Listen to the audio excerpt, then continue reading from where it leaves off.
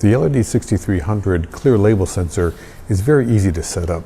Right now we have a web in the sensor. It's currently over a label.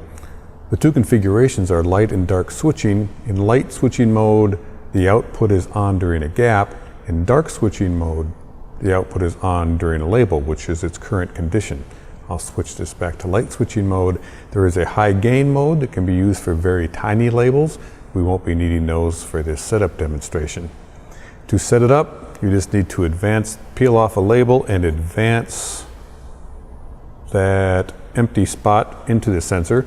Make sure that the web is tight against the back plate at all times. And simply press on this gap button and hold it for 1 second until the lights begin to flash. Let go and it's automatically set and sensing labels.